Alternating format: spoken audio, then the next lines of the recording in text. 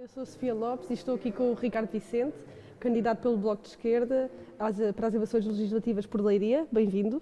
Obrigado.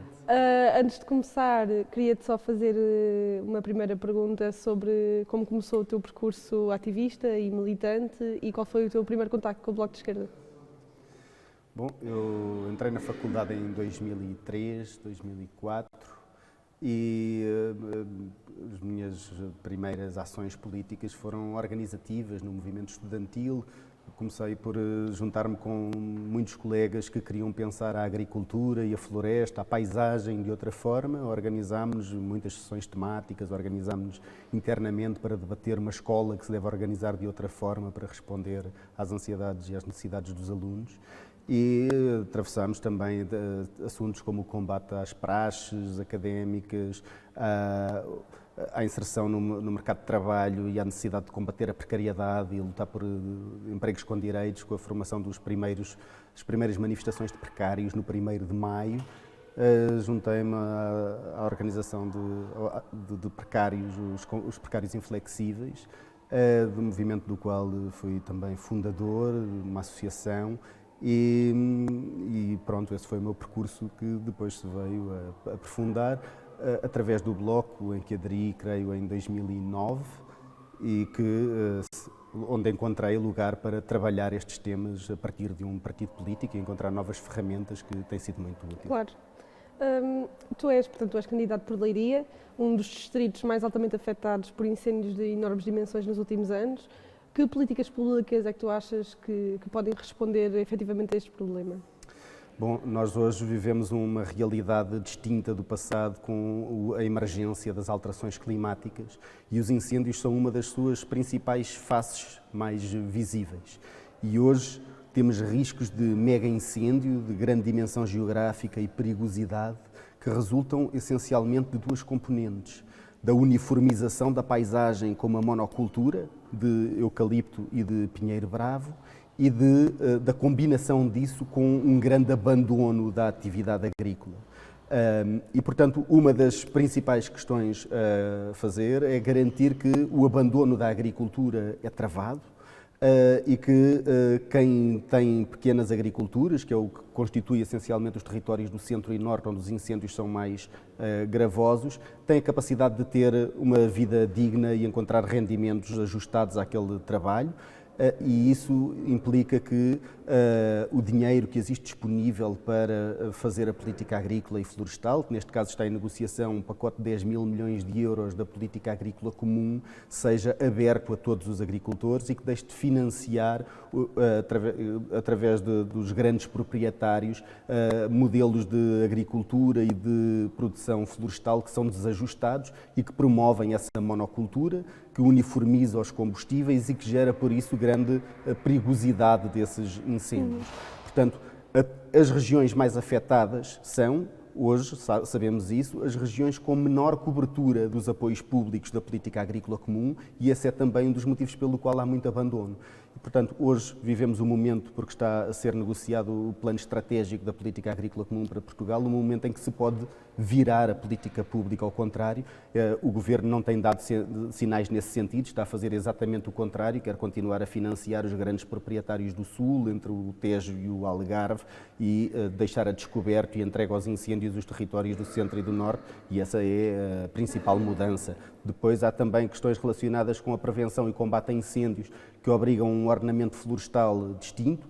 Há nesse campo muitas recomendações realizadas pelas Comissões Técnicas Independentes e pelo Observatório Técnico Independente, criado pela Assembleia da República, mas que o Governo, até ao momento, tem ignorado redondamente as recomendações científicas. Tu mencionaste a monocultura, portanto, entrando no tema sobre a intensificação dos modos de produção agrícola, portanto, que problemas é que isso traz e como é que podemos combatê-los efetivamente? Bom, na parte florestal há um problema muito visível que é a questão dos incêndios, mas há também depois uma fragilidade e uma suscetibilidade a pragas e a doenças, a agentes bióticos e abióticos que escalam grandemente com essa monocultura. Na agricultura acontece a mesma coisa.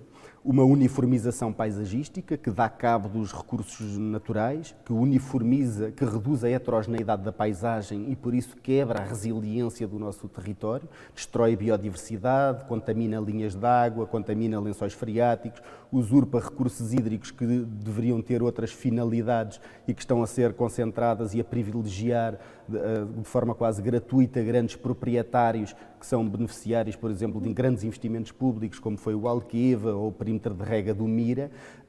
No caso do perímetro de rega do Mira, que é a costa vicentina e o sudoeste alentejano, está-se a haver uma grande instalação de culturas intensivas sobre cobertas de plástico, com estufas, túneis, e isso é também em si, esse processo de intensificação, uma forma de degradação, de destruição de biodiversidade, degradação do meio, que tem de ser combatida.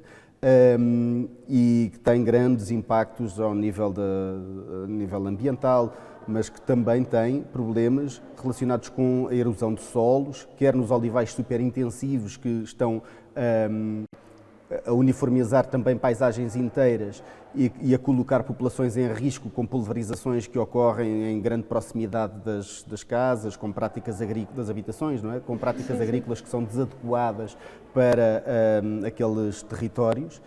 E por isso levam a uma desertificação da região, com destruição de solos e comprometimento da fertilidade para gerações futuras, mas também ao nível da costa vicentina, das questões das agriculturas intensivas, das horticulturas em estufa, que atingem grandes dimensões e que não têm nenhum ordenamento que obrigue à inclusão de corredores ecológicos, que obrigue à proteção das linhas de água, que tenha condicionantes no uso da água e nas práticas agrícolas concretas. Tudo isto necessita de ser travado, por um lado, porque o avanço da instalação desta tipologia de culturas é destrutivo e essa destruição não é só do ponto de vista dos recursos ambientais, é também do ponto de vista do património cultural, porque destrói paisagem que a sociedade valoriza historicamente, mas destrói também, por exemplo, há o exemplo dos monumentos megalíticos que existiam no Alentejo e que foram destruídos pela instalação de culturas superintensivas. E para piorar este cenário, a questão do trabalho e do trabalho forçado em algumas destas situações, sim, algum destes cenários. Estes modelos agrícolas contrariam o interesse público em geral, quer do ponto de vista ambiental, quer do ponto de vista social. E aquilo que nós estamos a assistir, por exemplo, no Alentejo, com a grande inclusão de trabalhadores migrantes que chegam a estes locais de trabalho sem direitos, completamente desprotegidos e suscetíveis às mais diversas chantagens e ameaças, trabalham e vivem em condições que são desumanas, são muito bem-vindos a Portugal, o país precisa de todas as pessoas que queiram cá viver, mas têm de cá viver com base nas oportunidades e nos direitos que um Estado de Direito oferece e, portanto, é também aí necessário tomar medidas que são no sentido contrário ao que o Governo tem promovido. Repare-se, o Governo acabou de criar uma linha de financiamento para ajudar grandes proprietários agrícolas a adquirir contentores para meter trabalhadores agrícolas a viver em contentores no interior das explorações agrícolas. O Governo destinou 5 milhões de euros para isto. Estas pessoas não só promovem estas explorações agrícolas, não só trabalham sobre um modelo que é desajustado da realidade do território e contra o interesse público, como são promotoras de trabalho forçado que transgride direitos constitucionais básicos que nós não podemos aceitar. Só para terminar, quais são então as prioridades para o Distrito de Leiria, portanto, com base no programa do Bloco de Esquerda? Como é que ele se aplica ao Distrito de Leiria? Bom, no Distrito de Leiria vou apenas destacar algumas componentes essenciais. Do ponto de vista da resposta às alterações climáticas, aplicam-se as questões dos incêndios que já falámos, mas é necessário, por exemplo, revitalizar a linha ferroviária do Oeste e transformá-la numa alternativa competitiva com a linha com o transporte rodoviário, que tem de ser travado, e isto faz parte da transição que é necessário fazer para responder à descarbonização da economia. Mas existem outras dimensões, como por exemplo o centro hospitalar do Oeste e o centro hospitalar de Leiria, são dos centros hospitalares com menos investimento público e menos condições do país e que necessitam de grande investimento, de grande público. revitalização para responder àquilo que são os desafios de hoje da pandemia, mas que ainda antes da pandemia se ter instalado já sofria de grandes debilidades e até hoje o Governo tem-se recusado a fazer o investimento na saúde que seria necessário. Ok, obrigada, Ricardo Vicente. Vemo-nos na campanha. Obrigado. Obrigada.